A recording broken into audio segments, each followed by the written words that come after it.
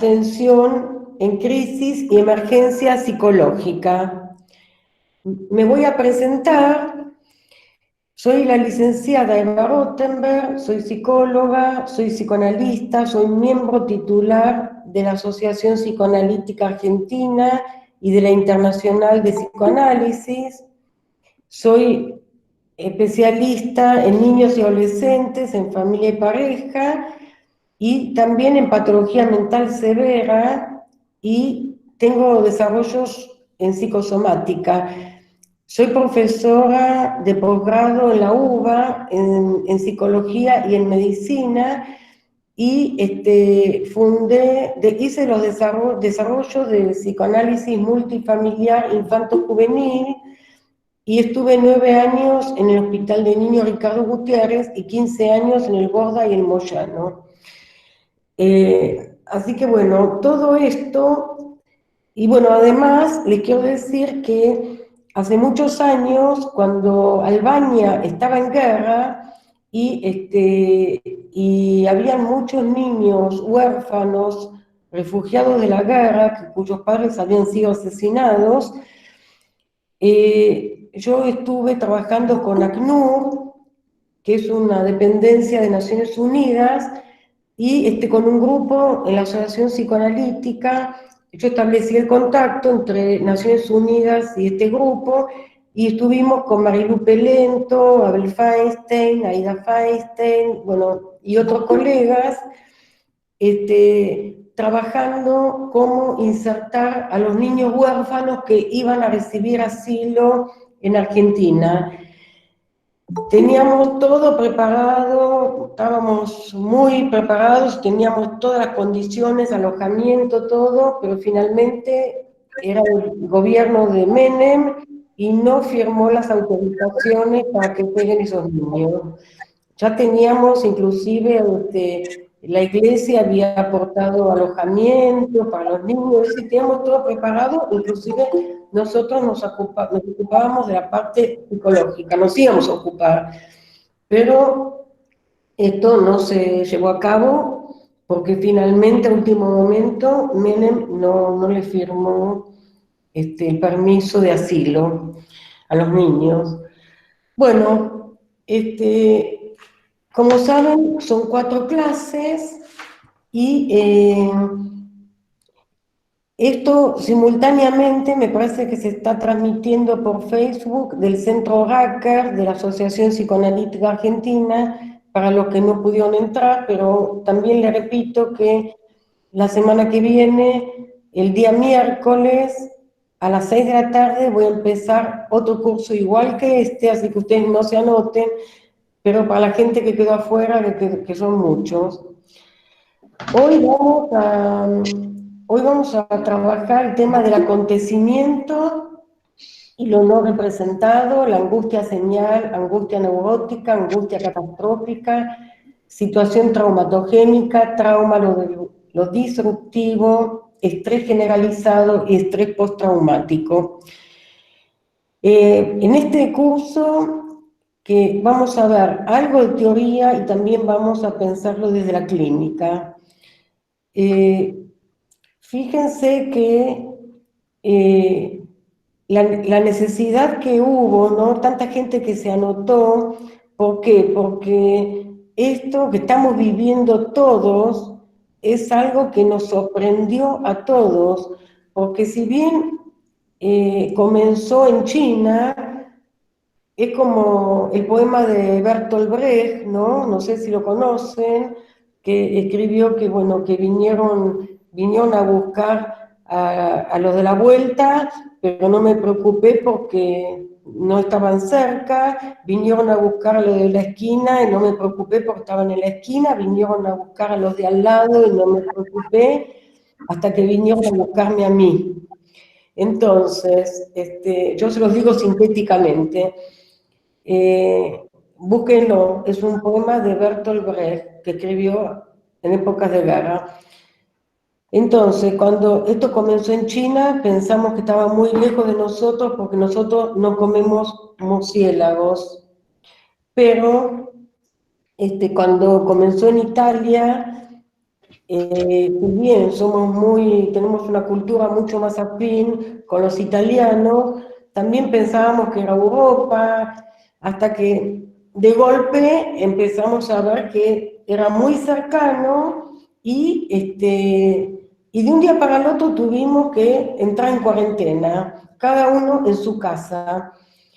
Y esto que nos agarró de repente es algo que no tenía representación palabra, es algo que no había sido pensado, no había sido ni pensado, nos sorprendió. Esto es lo que Badiou, el filósofo, llama acontecimiento, que dice que suspende el acontecimiento, que es un concepto teórico, que ahora lo voy a explicar, suspende la rutina establecida. Dice que la verdad conocida estalla en un acontecimiento y que es un proceso en el cual emerge algo nuevo. Fíjense que es algo que no tenía representación, aunque después yo intenté pensar en mitos y en la literatura, y pude encontrar un poco, pude encontrar algunos mitos, por ejemplo, en la Biblia, el, el- el tema de las 7 plagas, ¿no? Que Dios le hizo sufrir a los egipcios, este, la barca de Noé, donde por la maldad del mundo se salvan unos pocos, la peste de la novela de Camus, y es muy interesante porque resulta que en la Biblia se culpa, a través de estos mitos, se castiga a los malos, ¿no? Y se salvan, entre comillas, los buenos. Y fíjense que empezó a circular, como empezó a circular entre toda la gente, decían, bueno, esto nos va a servir para cuestionarnos el sistema de vida, cómo estamos viviendo, la sociedad capitalista, etcétera, etcétera. Es decir, como otra vez, como si fuera un castigo que nos va a llevar a repensar. Y vamos a ver a lo largo del curso, yo personalmente creo que,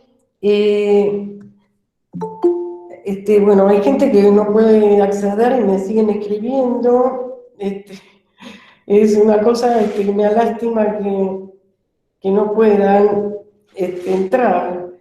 Pero bueno, entonces, eh, hay gente que,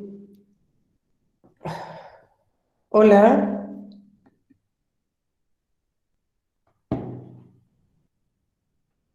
Te escuchamos, ¿me Eva. escuchan? Porque, bueno, pues también un cartel grabado. Bueno, Si alguien está haciendo, no sé, no, hacían como con algún archivo, no sé. Sí, sí, Silvia bueno, Graciela Pettini está haciendo algo raro, pero a vos te escuchamos bien. bueno, perfecto. Bueno, entonces, no, porque hay gente que me está escribiendo acá que no pueden entrar, pero bueno, mala suerte. Escúchenme, entonces, el tema de, bueno, por algo tenemos que aprender, por algo será, es como buscar en qué nos merecemos este castigo. Y yo personalmente lo veremos a través del curso.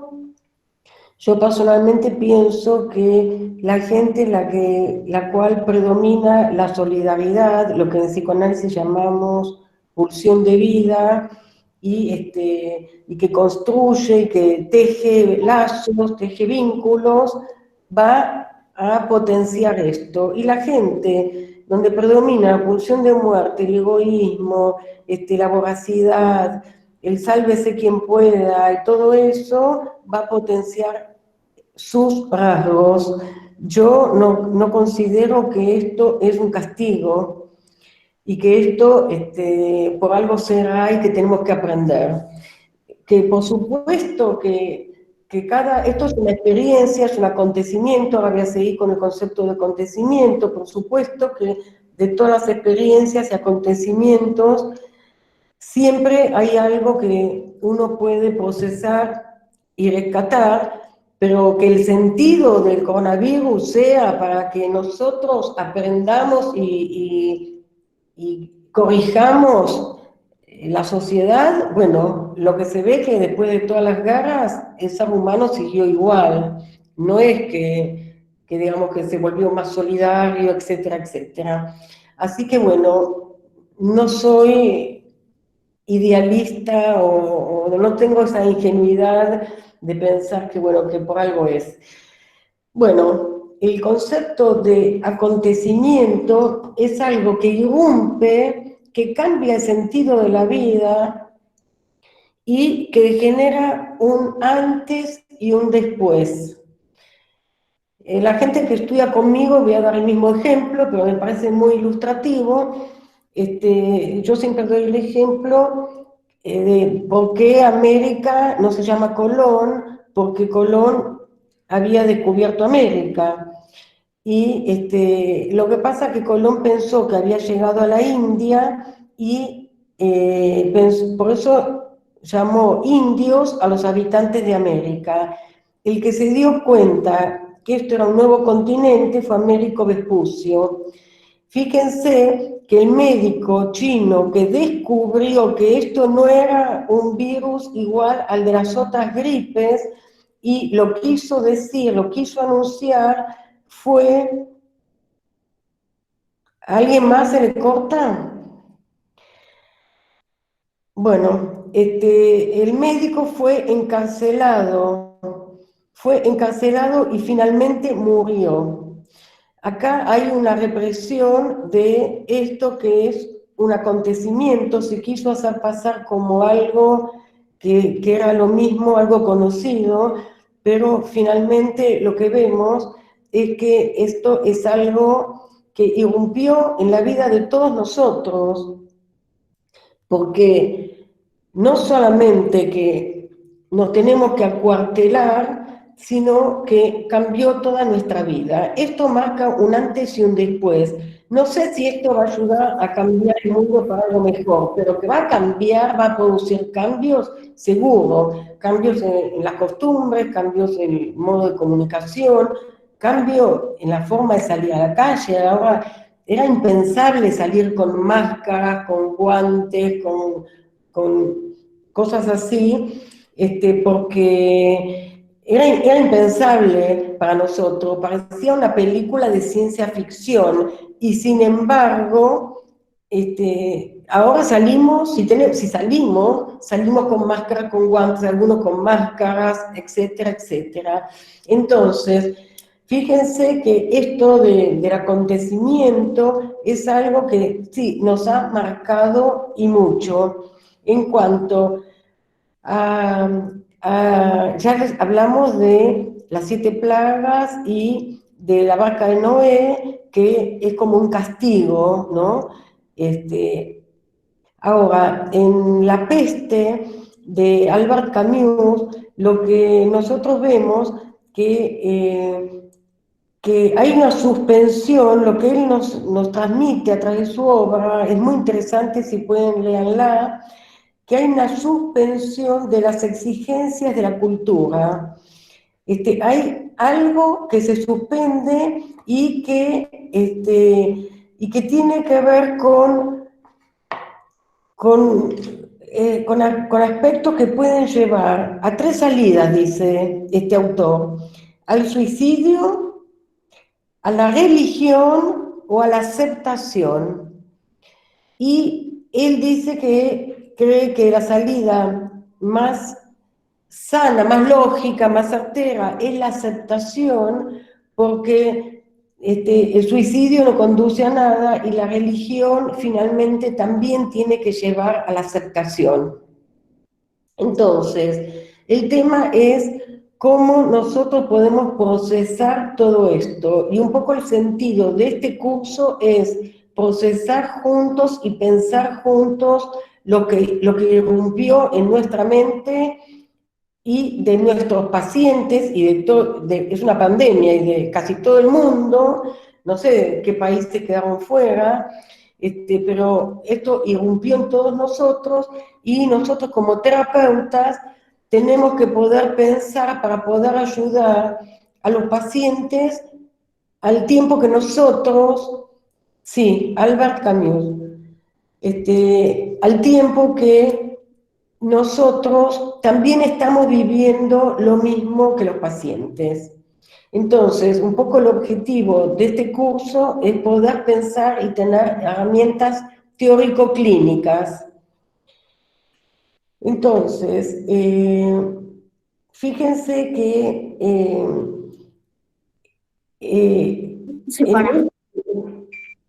hola. Hola, sí, en todo acontecimiento es como que surge, sí, ese es el poema de Bertolt Brecht, pero yo lo dije muy simplificado, lo tienen que leer. Sí, si lo querés decir, si lo tenés presente y lo querés contar, no sé quién lo dijo, que primero vinieron a buscar los comunistas, como yo no era comunista, no me preocupé, bueno, después vinieron a buscar a X, bueno, es muy interesante, se lo recomiendo. Entonces, el acontecimiento se caracteriza por la impredecibilidad y por la irrupción, que suspende todo lo demás.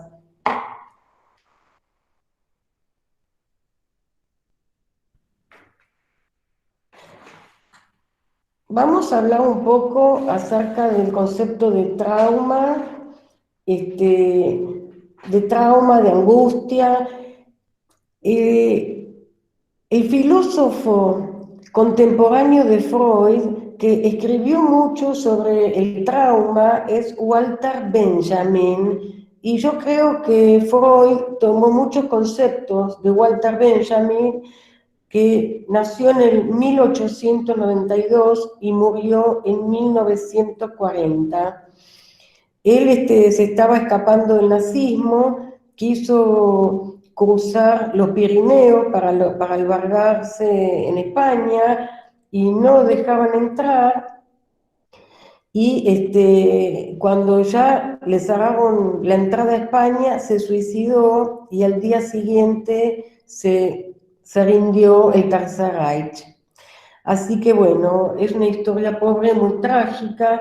Fue un filósofo que se lo recomiendo también, Walter Benjamin, y donde él dice que, el trauma, el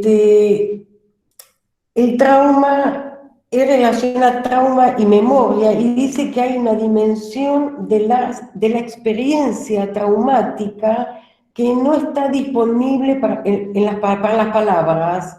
Es decir, que no puede ponerse en palabras, pero que mantiene su lugar en un más allá del registro simbólico desde el cual insiste.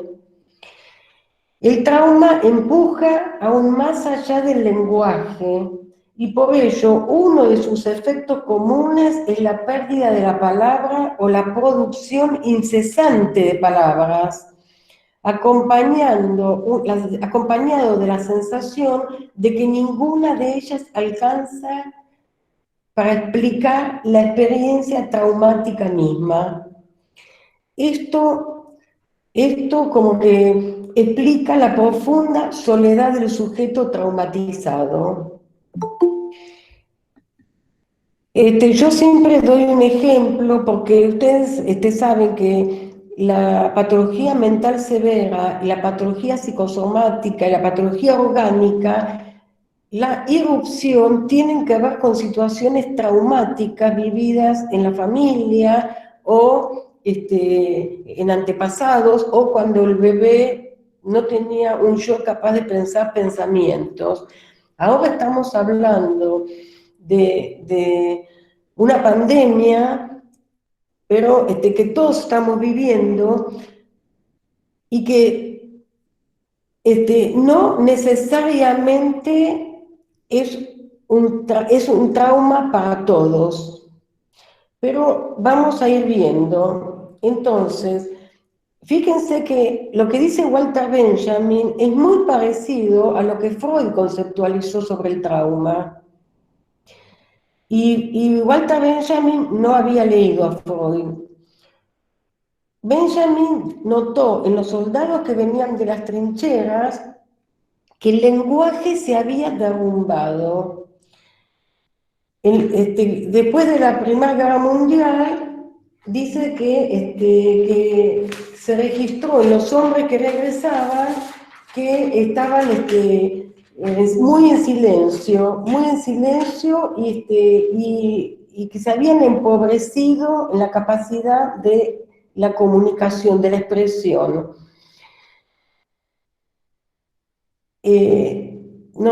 A ver, voy a terminar con Walter Benjamin y dice que la experiencia que yo llamo vivencia, ¿no? Se quedó en una dimensión incomunicable que muchos autores denominan el vacío. Personalmente yo no estoy de acuerdo.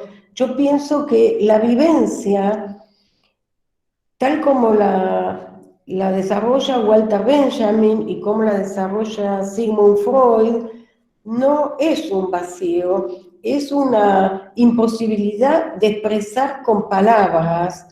Y yo en mis seminarios doy un ejemplo, digo que un soldado que estuvo en la trinchera y que murieron sus compañeros puede contar el hecho. Estuve en el frente y murió fulanito, menganito, pusieron una bomba, una granada. Pero ¿qué es lo que no puede contar? La vivencia no puede contar. ¿Y cuál es la vivencia? La vivencia es esa mirada de su íntimo amigo antes de morir. Eso que el amigo le había contado de su familia mientras estaban tratando de esconderse. Bueno, todas esas sensaciones, esas miradas, ese miedo, todo eso es lo que está lejos de la representación palabra. Son imágenes, son sensaciones, está muy lleno. La persona que sufrió una situación traumática, que tiene un trauma, tiene un montón de vivencias y sensaciones. Eso no significa que porque no lo puede poner en palabras que tiene un vacío. No sé si hay alguna pregunta hasta ahora. Entonces, no es la ausencia de palabras lo que opera como el núcleo del trauma, sino que es...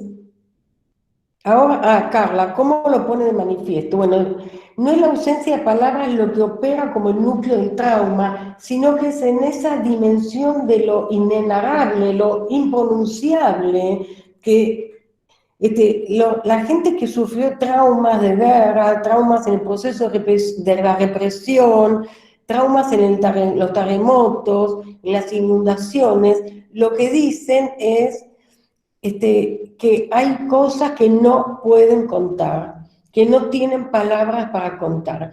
¿Cómo se ponen de manifiesto? Bueno, nosotros vamos a ir viendo a lo largo del curso de qué manera poder abordar terapéuticamente, porque esto es muy importante para nosotros como terapeutas. Ahora, ¿cómo se pone de manifiesto? Y bueno, lo que no se elabora, alguien puede tener un derrumbe psíquico, puede somatizar, puede tener, acá me dice Ojeda, si se puede pensar que en lugar de vacío puede haber un intenso sufrimiento. Por supuesto, hay un intenso sufrimiento, pero la persona no lo puede compartir, porque no se trata de decir murió mi compañero o murió el paciente que yo estaba atendiendo de coronavirus, sino que si pensamos en los médicos, enfermeros, camilleros, tenemos que pensar que ese paciente que murió, y que alguien dice, murió uno más, ese paciente quizás le contó algo, ese paciente quizás tuvo que elegir si atender a ese paciente y ponerle el respirador o atender a otro. Quizás sintió que tenía su misma edad o que tenía la edad de su papá. Es decir, todas las sensaciones y vivencias que no se pueden. A ver, escúchenme. Si nosotros, me pregunta si esto puede ser operativo para el paciente. Si nosotros como terapeutas podemos tener herramientas y sostener nuestra capacidad de pensar, recordando que nosotros también estamos viviendo este mismo coronavirus, si nosotros pensamos en eso, igualmente tenemos que rescatar nuestra capacidad de pensar, y si nosotros tenemos herramientas para ayudar a los profesionales, tenemos herramientas teórico-clínicas para apoyar a los profesionales, ayudarlos sin una distancia que nos genere un falso self terapéutico, porque si no, no le va a servir a nadie, pero tampoco hacer una catarsis donde nosotros estemos contándole todas nuestras emociones. Entonces, si nosotros logramos ayudar y contener a los médicos, enfermeros, camilleros, etcétera, etcétera, anestesiólogos, etcétera, vamos a estar ayudando a los pacientes también, porque los médicos se van a poder cuidar mejor, van a estar en mejores condiciones psicológicas y van a poder desarrollar mejor su tarea. Por supuesto que es cuidar a los que cuidan, nosotros cuidamos a los médicos y los médicos que están en primera línea van a poder cuidar mejor a sus pacientes. ¿Se entiende?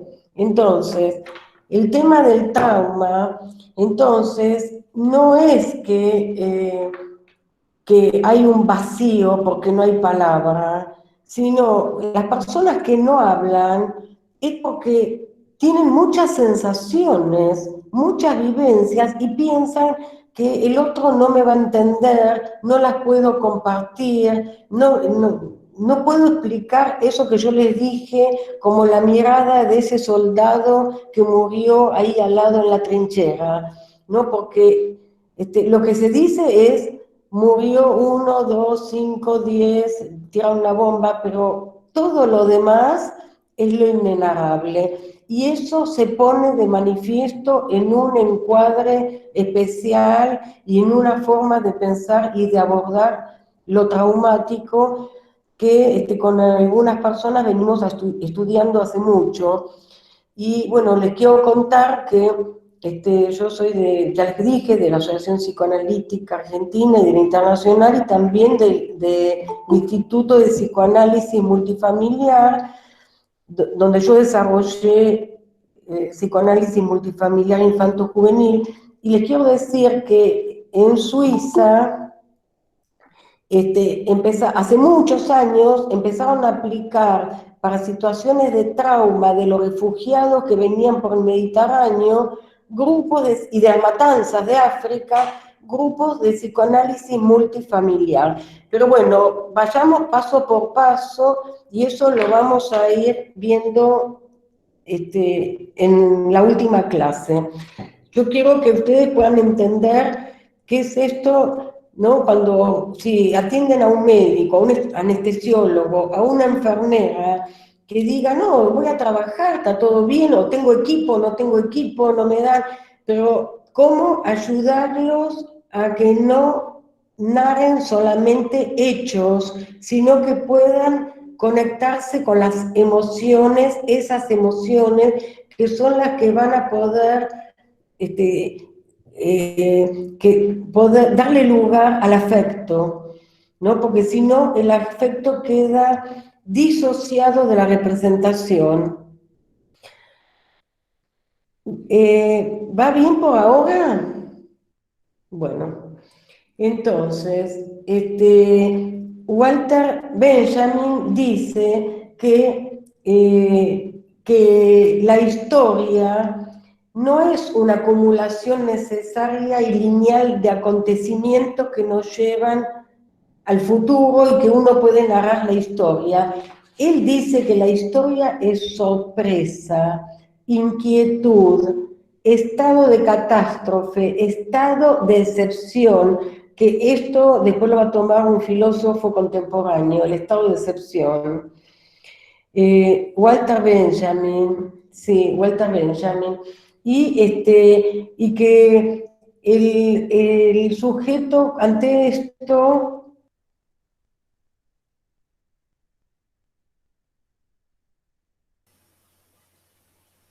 Eva, no se te escucha. Sil Zapata la silenció a Eva. Sil Zapata, Ahora, desbloqueale el micrófono ahora, a Eva. Ahí se te escucha, bien. bueno, Bien, bien. bueno, Ahí sí. entonces lo que estaba diciendo, Si pudieras retomar eso.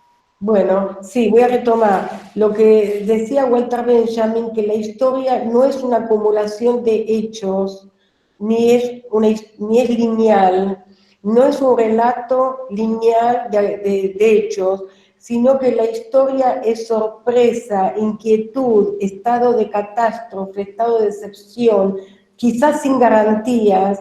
El sujeto puede encontrarse perdido de sí mismo, fragmentado, etcétera.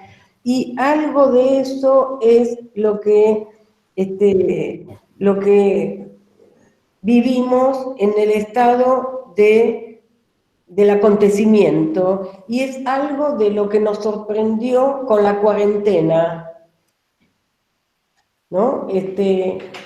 Mucha gente dice, bueno, ahora ya me acostumbré, pero me da lástima que se cortaron mis proyectos. Sí, esto es algo que ocurre en situaciones de catástrofes. Mucha gente, como no había representaciones, es decir, lo que dicen muchos autores es que a alguien le cuenten, y eso también lo dice Freud, que a alguien le cuenten la catástrofe del terremoto de Japón, o la catástrofe del terremoto de Chile, o la peste de la Edad Media, no nos sirve para poder tener representaciones actuales, vivenciales, porque no nos llega a nuestra experiencia actual. Y además cada situación es inédita y diferente, a pesar de que buscamos representaciones para poder pensarlo. Por eso mucha gente dijo, esto es como una guerra, y el enemigo es invisible. Bueno, esto... yo no voy a decir cómo tiene que pensarlo cada uno.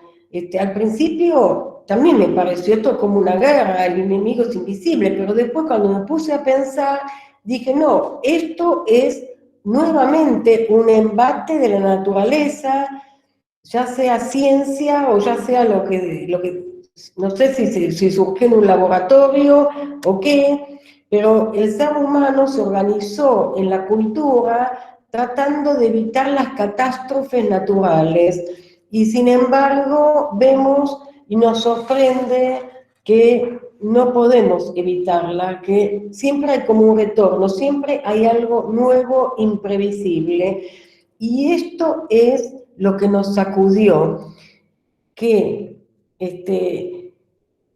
que es algo que cortó todos nuestros proyectos, pero además el ser humano entra en la cultura y organiza la cultura tratando de proyectar y tener una seguridad. Fíjense que nosotros tenemos una agenda, sí, como dice Maggie, es un quiebra el narcisismo del ser humano y de la humanidad, porque fíjense que nosotros organizamos nuestra agenda, a fin de año hacemos un balance de cómo fue el año, proyectamos para el año siguiente y con todo eso estamos tratando de evitar de que la idea de finitud y de muerte no esté tan presentificada. Toda la vida del ser humano está organizada en esto, en que cada uno arme su proyecto. Lo que dice justamente Camus es que es algo interesante porque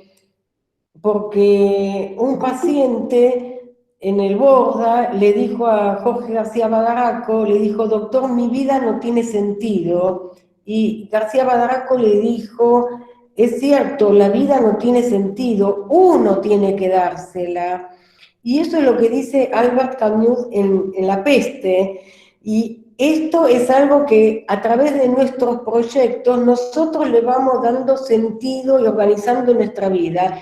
Y de golpe, el coronavirus es como que nos hizo tambalear todo el sentido y, ¿qué pasa? ¿Se puede sostener esto? Nos hace conectarnos con nuestra inermidad, con nuestro desamparo, nos hace cuestionar nuestros proyectos, ¿no? Entonces, fíjense que esto es lo que nos resultó tan movilizante. Entonces, Freud desarrolla el tema de la angustia en varios trabajos. Él habla acerca de la angustia señal. La angustia señal es la angustia que nos hace darnos cuenta reaccionar frente a un peligro. Entonces, si vemos que hay fuego, dice Freud, retiramos la mano o huimos. En este momento, nosotros lo que podemos hacer es meternos para adentro. No podemos huir del virus que no vemos. Lo que podemos hacer es ver cómo nos cuidamos. Y por eso para mí la cuarentena no es sinónimo de aislamiento, porque estamos cuidándonos y estamos, fíjense, muy comunicados, cosa que menos mal que existe Internet, porque si no sí estaríamos aislados. Entonces, la angustia neurótica tiene, dice Freud, un carácter más bien enigmático, y él da varias teorías acerca de la angustia. Él dice que hay un aumento libidinal en la situación de angustia donde no hay una descarga, donde hay una imposibilidad de descarga. Después, él va a plantear la teoría de la angustia de castración con el caso Juanito, y en inhibición, síntoma de angustia, en más allá del principio de placer, en el yo, ello y super yo, y el yo y el ello, él va a decir que el centro de la angustia es el yo, ¿no?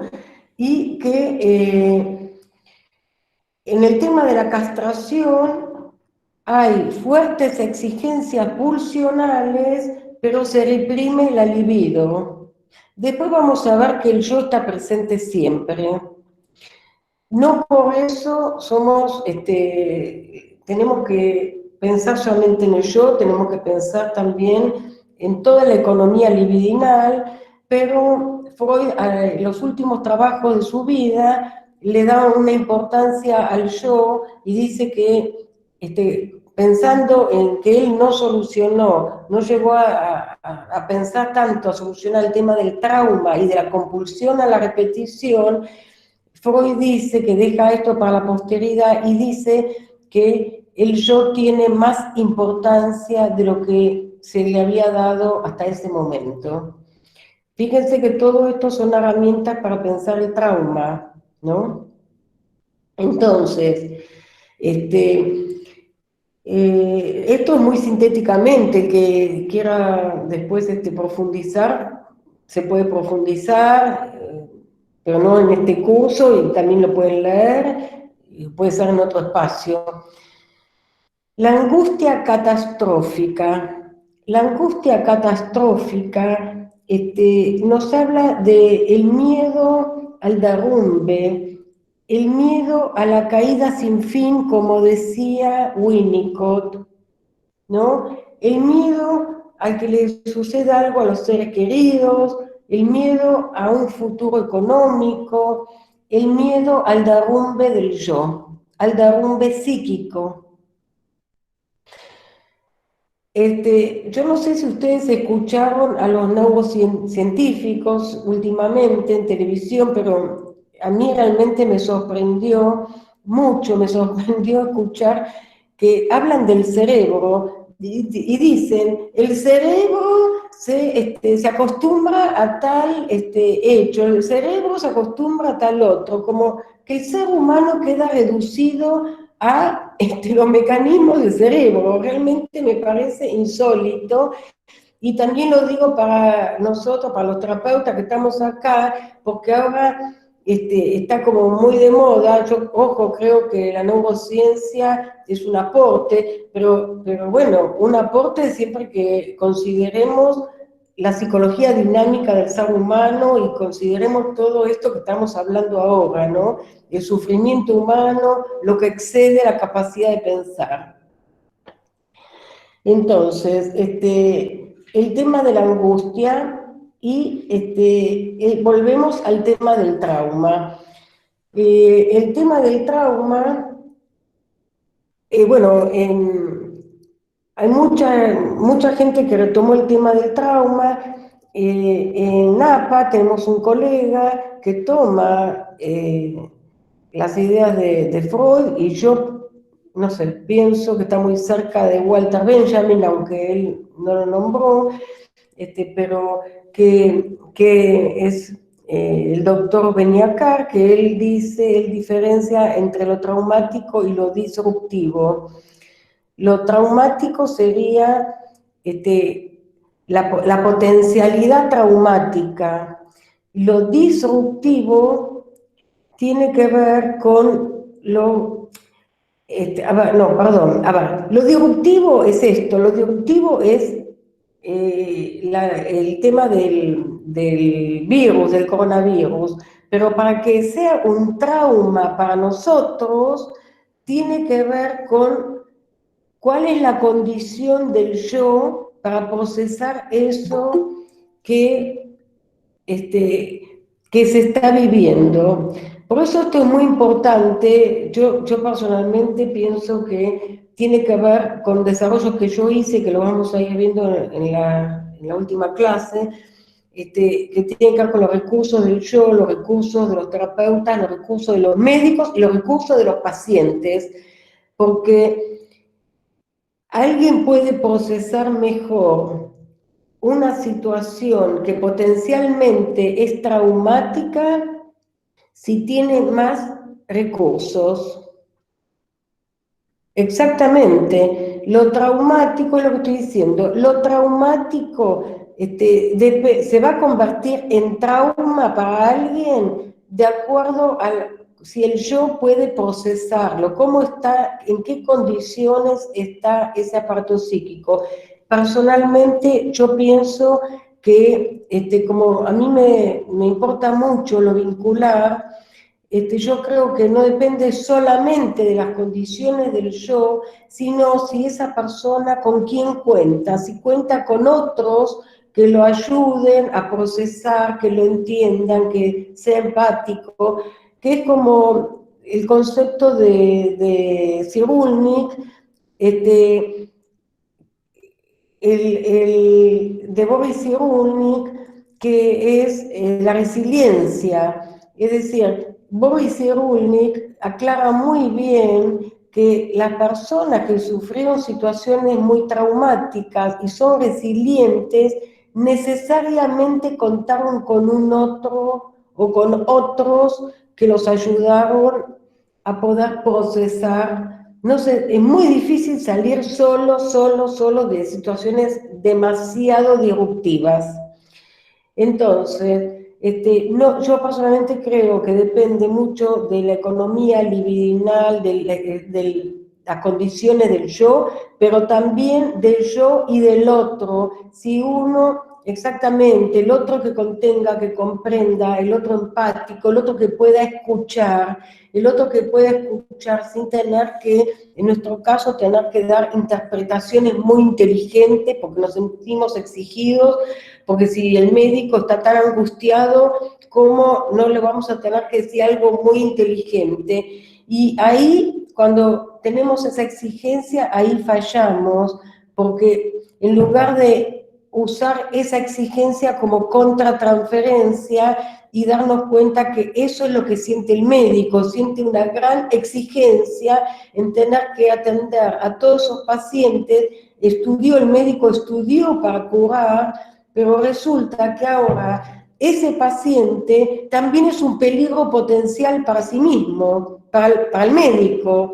Entonces, toda esa exigencia, la ambivalencia, todo lo que tenemos que poder procesar nosotros como terapeutas y como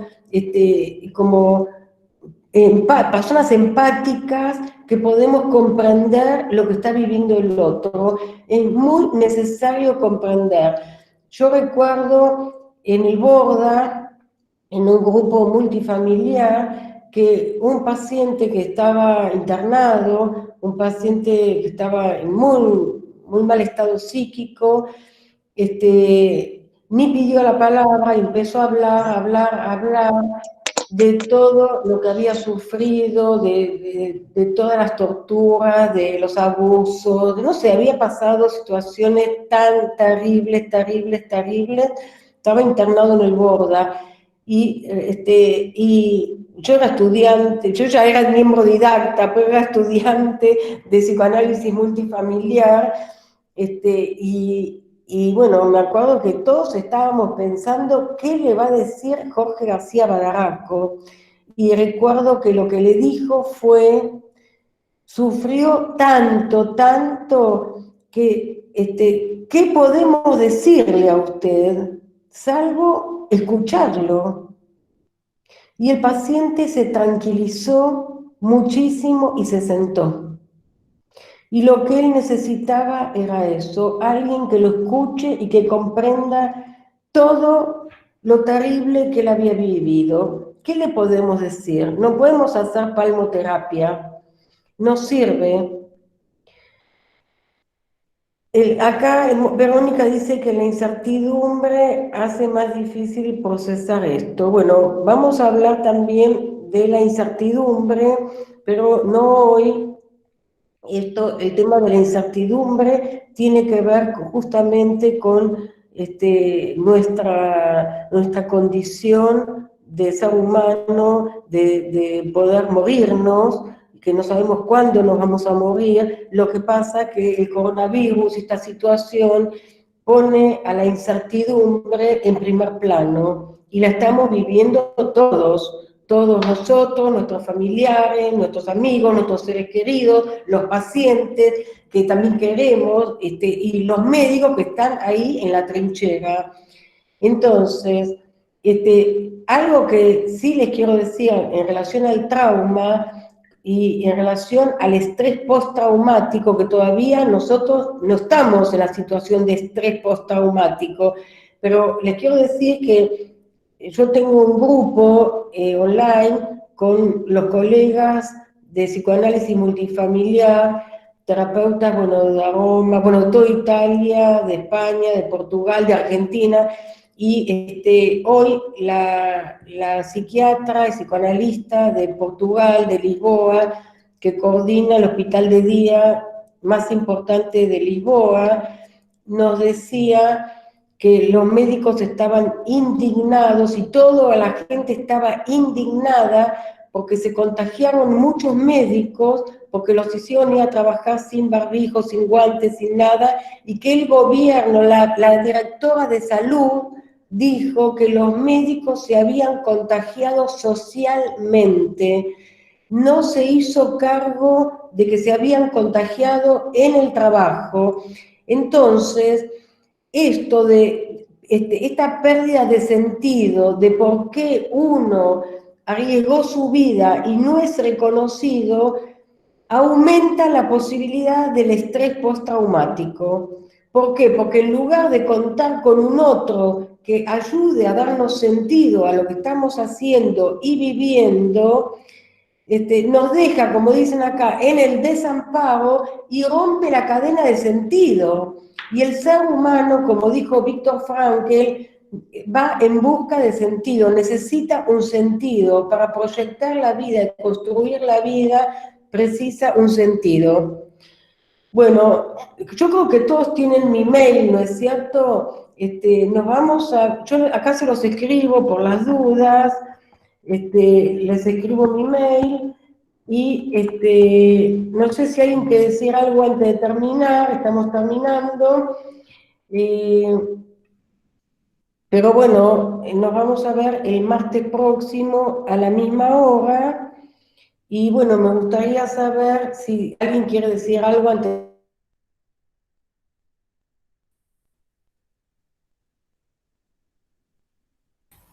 Eva, buenas tardes, Susana. Susana, hola Susana. Si podés, si es posible para la semana que viene, o viste cómo publicaron en el link, por ahí una listita de la bibliografía que nos sugerís para ver estos temas. Bueno. Como tenerla, nosotros la vemos todos en algún lugar, no sé, si se escribe en ese correo que va, o no sé, para que no trabaje mucho. Escúchenme, yo se los voy a poner acá. Son 4 encuentros. Después, si alguien quiere hacer algo en otro sentido, me lo dicen, pero este curso, que es a través de APA y de la Escuela para Padres Multifamiliar, gratuito, son 4 encuentros, ¿sí? Sí. Bueno. Yo lo único que quería agregar en relación a lo que vos decías, que me quedaba resonando y me parecía, lo interpreto como buscar soportes, como la Gestalt, los soportes diversos que buscamos para poder no quedarnos solos con toda esa angustia, ¿no? Eso es lo único así agregar, pero en realidad está muy claro lo que nos contaste. Bueno. Me parece muy bueno, muy útil. Bueno, me alegro mucho. Un beso para todos y cuídense, cuidémonos mucho. Chao, hasta el próximo martes.